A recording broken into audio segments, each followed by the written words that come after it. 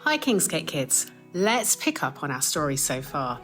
The whole of Egypt is now in severe famine, and the famine has spread as far as Canaan, which is where Joseph is originally from. Jacob, their dad, has asked them to go to Egypt and buy grain for their family, otherwise they're all going to die. But Jacob asked Benjamin, Joseph's full brother, to stay because he loved him so much. So the 10 brothers made their 200-mile journey to Egypt. You know, in Genesis chapter 42, verse 6 to 9, it says this, Now Joseph was the governor of the land, the one who sold grain to all its people. So when Joseph's brothers arrived, they bowed down to him with their faces to the ground. Hold on a minute. Kids, this sounds a bit familiar, doesn't it? Does it sound familiar to you? Yes, this is what Joseph first dreamt about. Do you remember?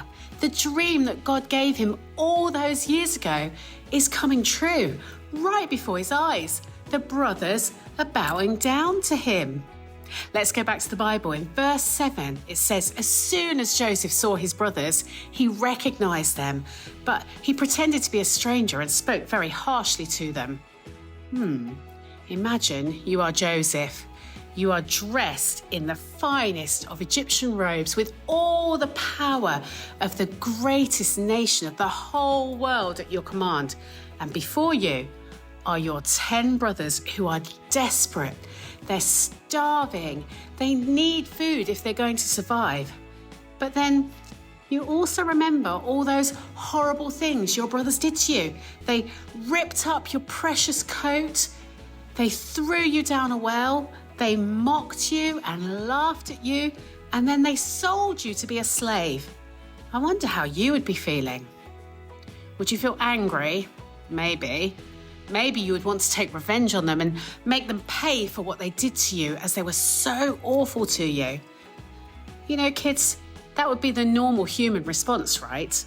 And you would expect Joseph to say to them, you almost killed me and you separated me from my father, and I didn't even get to see my brother grow up. Go home and fend for yourselves. I don't owe you anything.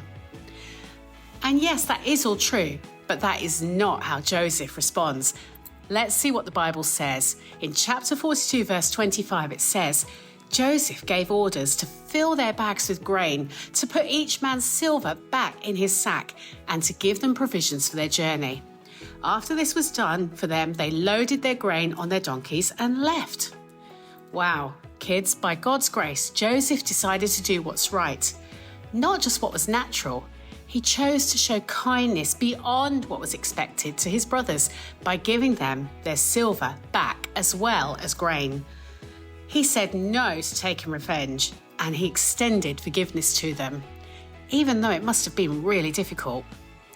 Why don't you think for a moment about someone that has hurt you, and maybe you want to pay them back for what they did to you?